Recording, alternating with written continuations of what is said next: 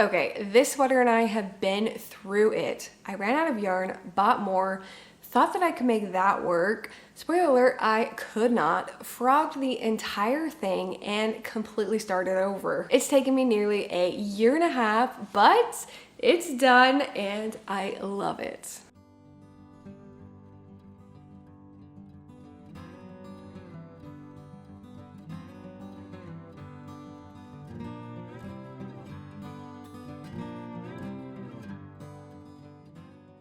Hi friends, welcome back to the podcast. My name is Abby and I'm the maker and creator behind So Homey. If you have ever had a project that took way longer than expected, you're in good company. Today I am sharing my spring makes, including the full story behind this sweater, a summery tote that I crocheted, 2 whips that I am absolutely loving right now, and I have a little sneak peek into a pattern test that I signed up for. I'm so glad that you are here. Please make yourself cozy, grab a project, and let's hang out for a little bit. Let's start with my first finished object of this spring. This sweater that took me nearly a year and a half to complete. Now this is the Cinema Sweater by Veronika. And before you get the wrong idea, no, the pattern is not difficult. It was user error and there's a story, but first I need to take this off. It is not sweater weather anymore. It's extremely hot. So, let me get situated. The real problem was, again, not the pattern. It's that I ran out of yarn. Let's rewind a little bit. So in September of 2023, my fiance and I went on a road trip to Santa Fe. And on that trip, I picked up what I thought would be a sweater's quantity of yarn. We stopped at the store called Cohrs, and I found this yarn. It's by Woolfolk, and it is called Far. Now this is color number 32. It's a chainette yarn and just easily the softest yarn that I have ever worked with. Now it is 100% Ovis 21 Ultimate Merino wool, and I just knew that this would turn into such a beautiful sweater. I just didn't realize what a journey it would turn into. I cast on the sweater in January 2024. It was my second cast on of the year, so I was feeling highly motivated and very excited to get this sweater done so that I could wear it in the winter time. I was curious how long it would take me to knit a sweater from start to finish, so ultimately I decided to vlog the entire process. Plus, this was my first time ever knitting a raglan style sweater. Unfortunately, that led to a little bit of pressure to always film every time that I was working on the sweater, which meant that I needed good lighting and, just a little bit of planning in advance. So with those added pressures and just life happening in general, this project unfortunately just slipped off my radar for a little bit. Then in November, my fiance's mom visited and we were going to take her to Dallas. So I needed a road trip project and this one seemed like the perfect one. But quickly I realized that I was going to run out of yarn. Luckily, there are a lot of yarn stores in Dallas, so I found one that was close to us. It was called Knit Dallas, and if you're in the area, I highly recommend. It had so many great options. And by some miracle, they had the same yarn by Woolfolk. It was Far, and they had the colorway that I needed. So I purchased a few extra skeins, feeling very optimistic. In December, as I was trying to finish up this sweater in time for Christmas, one evening I cast on the new skein of yarn because I had basically ran out of the original yarn. I was just knitting, and then the next morning I picked up my project and it was so obvious that the sleeve had 2 different colors going on. And I stopped right there and thought, what in the world am I going to do? Just the thought of starting over was kind of like gut-wrenching because I had made it so far. But I knew that if I had, pushed through and knit it with the new yarn and having that awkward stripe at the sleeve, and then I still had to finish the body, I knew that I was never going to wear it that way. So I left the sweater in timeout for a bit while I thought about how I wanted to proceed on the project. And I thought about alternating skeins. I've done that before with hand-dyed yarn because I know that the dye lots can vary even if they were in the same, pan. But I didn't think that I had enough of the new yarn to make that work, and I didn't want it to stop awkwardly once I got to the bottom of the sweater. And I did try out a small little swatch since I had the sleeve almost done. I ripped back a little bit and I started alternating. I did not like the look of it. So I did some math, and with a little bit of luck, I figured out that if I use the new yarn for all of the ribbing for the collar, the sleeves, and the bottom of the body of the sweater, then I would have just enough of the original yarn to complete the majority of the body and the sleeves. That way the contrast would look a lot more intentional. So that is exactly what I did, and I bound off the sweater May 11th, 2025, about 16 months after I originally cast it on. So I am thrilled to have a new sweater added to my wardrobe, and I don't know if you can tell the different colors on the ribbing. I think it'll pick up on camera pretty well. You can see it in person, but again, it does look a lot more intentional, and I'm really in love with the finished product. Now, if you ever find yourself in a similar situation, don't panic. It is not the end of the world if you have to modify the pattern to meet your specific needs. That's kind of what's fun about knitting and what makes it so unique. And if I were to do this all over again, I think what I would have done was block the sweater with what I had, because my swatch did not grow much, but it did not take into account the full weight of the sweater. My swatch was obviously very light, so it's not gonna drape or grow very much. But with a full length sweater, it is going to stretch a bit. So blocking earlier might have shown me that I have more length than I thought, and who knows, maybe I had enough of the original yarn to finish the sweater, but we will never know. So that was my lesson learned. If you are ever playing yarn chicken, don't skip a good mid-project block. So that is my sad little story on how I finally got the cinema sweater finished, but I am thrilled with it. So happy to have it now. Next up is something a little bit different. It's a lot more summer inspired, and it is a self-drafted tote bag. I have been absolutely obsessed with this one mesh stitch pattern from a stitch dictionary that I have. It's called Crochet Every Way Stitch Dictionary. Highly recommend if you like to play around with your own things, like making things. It is such a great pattern for that, or it's such a great book for that. It provides a lot of details on the increasing and decreasing, and it's just such a fun book to look through. And this is the original idea, and I think that I showed this to you in my previous video where I was going through some spring projects, knit and crochet. Now, I'll try to show you, but it is, just this beautiful mesh stitch pattern. I can't get over it. I think that it is just so beautiful. But there are a lot of things that are wrong with this original sample. I really like the weight of it, and just the overall tote bag feel. This is what I was going for. But I couldn't get it to work with the yarn that I had in my stash. This was crocheted with 3 strands of crochet thread, and while I think that it provides a nice and sturdy tote bag, I just didn't think that it was very practical if I'm going to make a tutorial.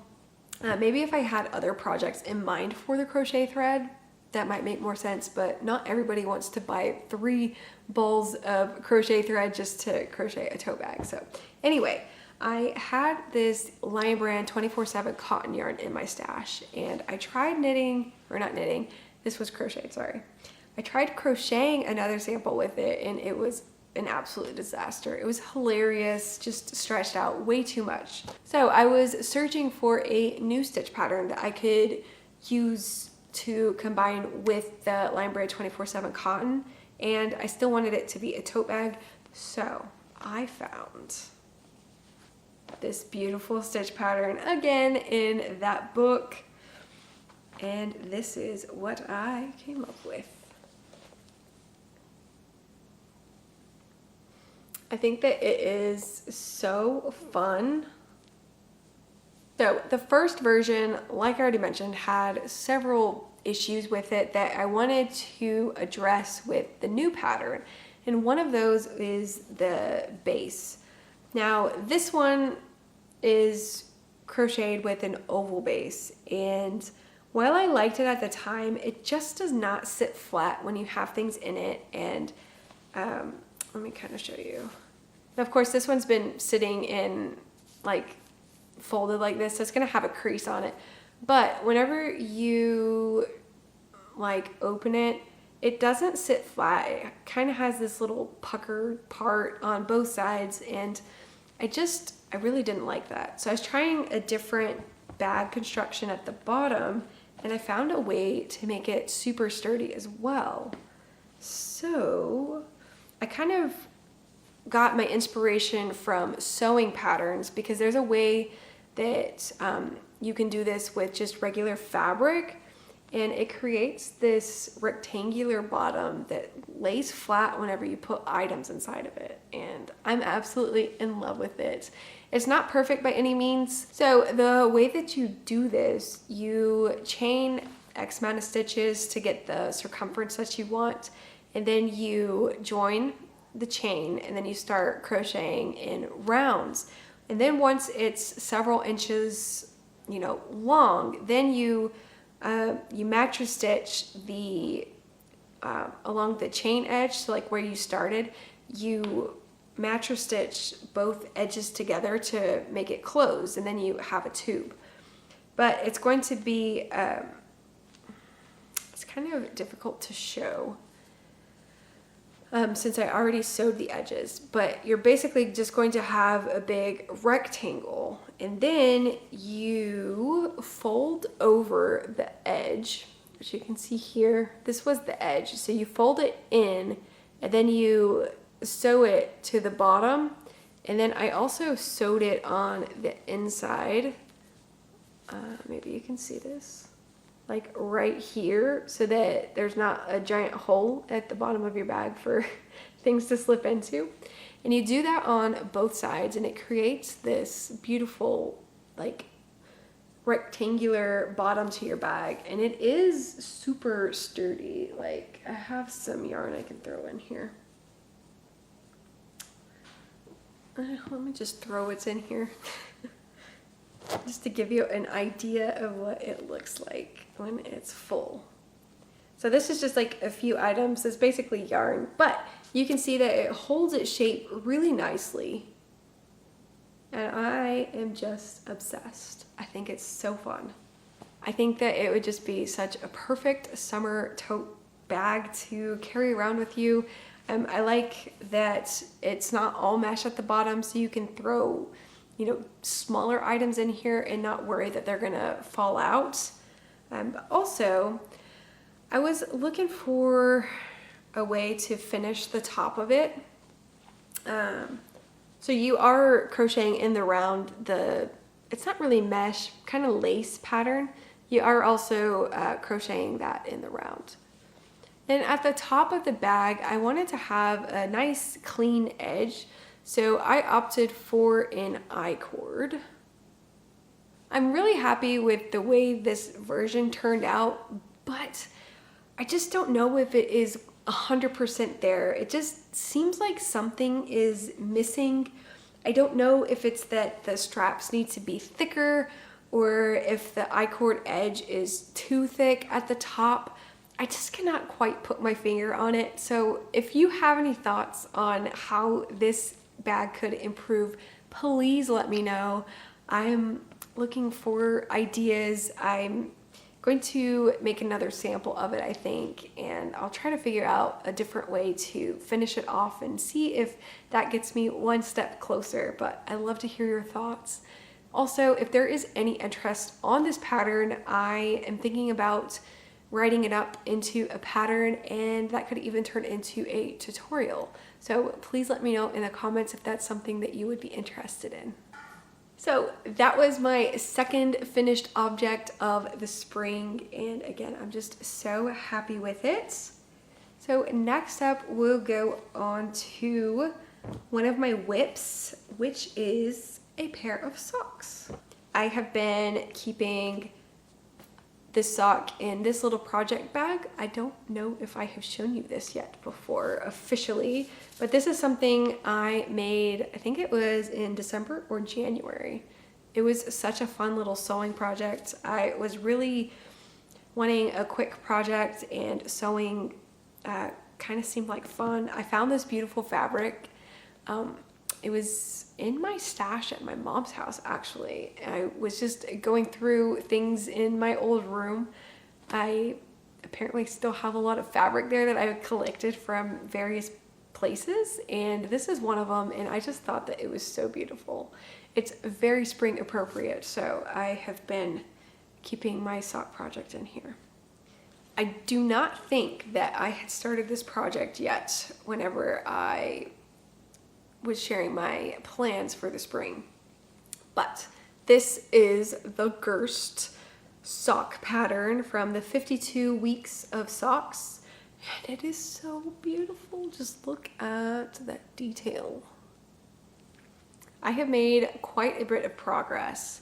Now, obviously, my goal was to have a complete pair of socks by the end of spring, and I'm almost done with one, but I'm really not mad about it. I have really been enjoying this pattern. It's just something that I will pick up whenever I want something a little bit more mindless, or if I am on the go. This is a project that I will just take with me and work on as I feel like it.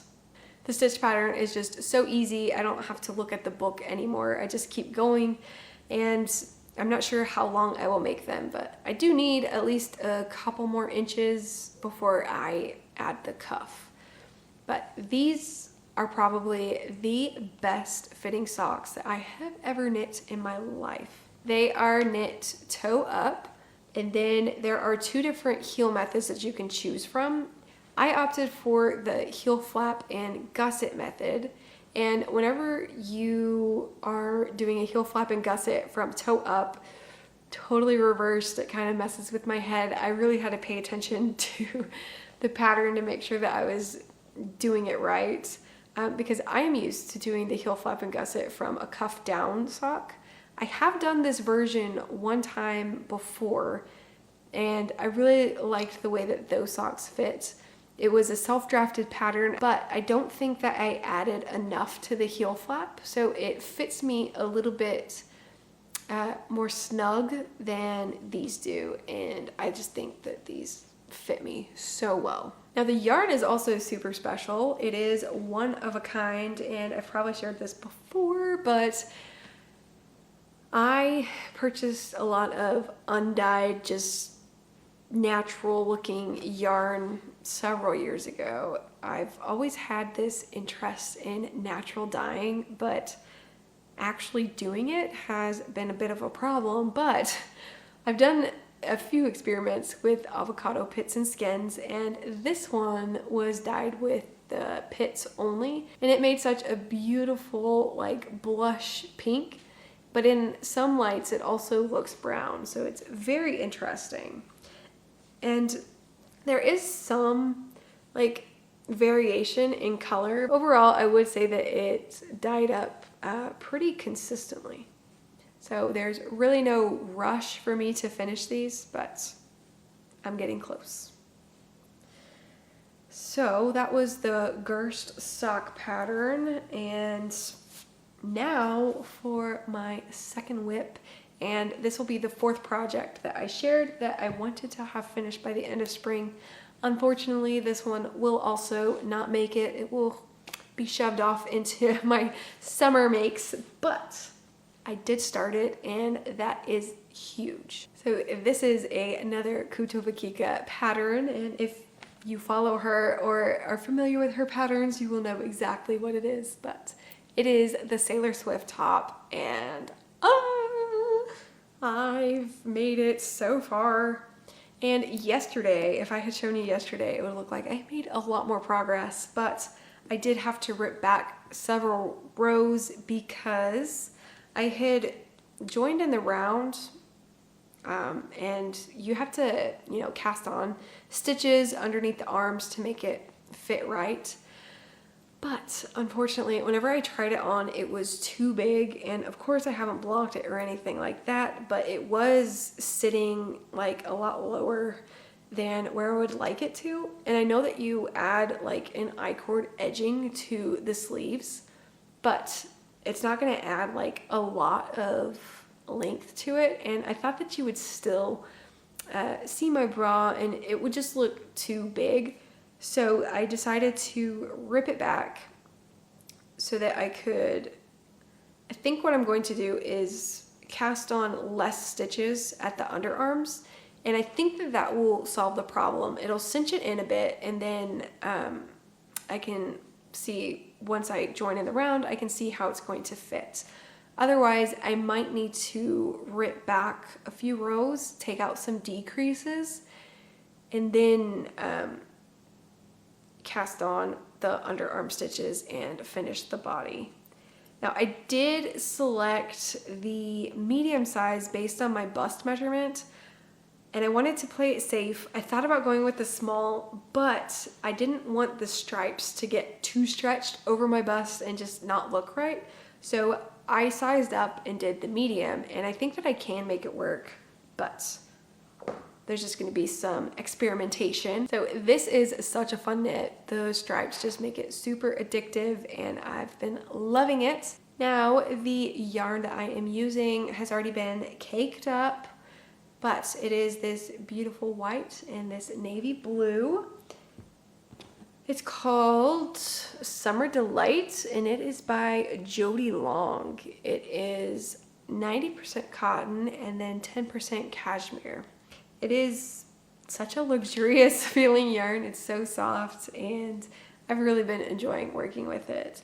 I found this one at the same time as the Woolfolk yarn. It was on the same trip to Santa Fe, but this was at a different yarn store. I think it was called Looking Glass Yarns, and they had so much yarn there.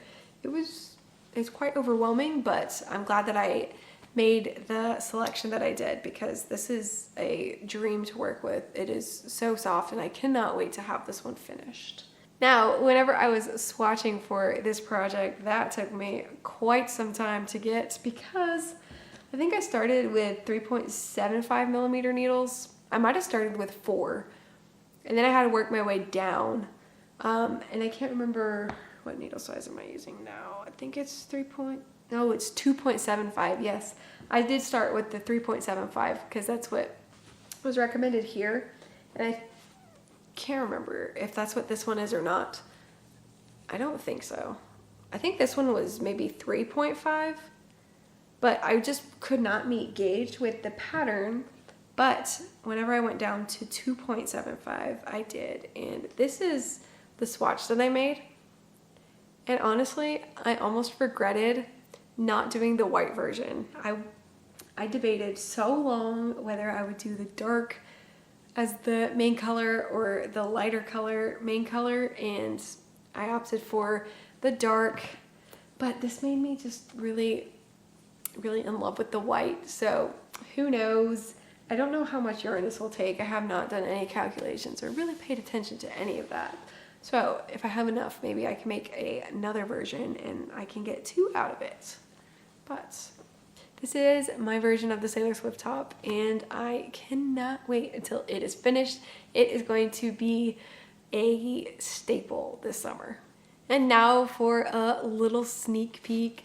I randomly decided one night that I was going to sign up for the crochet test for the Lupin skirt pattern by Daisy and Dime.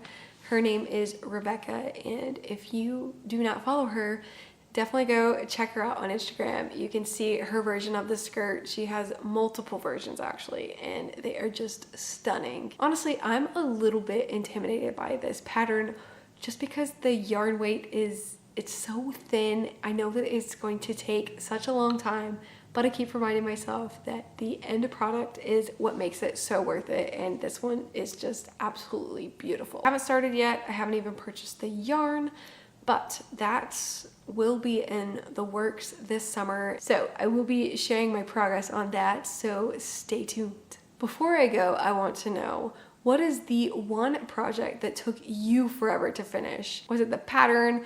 Was it the yarn? Was it just life? I would love to know your reasons. Please leave it in the comments. It's just nice to know that we all go through this sometimes. Well, that's gonna do it for today. Thanks so much for hanging out with me and letting me share the saga of my 16-month sweater. If you enjoyed this episode, please give it a like and maybe subscribe if you haven't already. And I'll catch you in the next episode.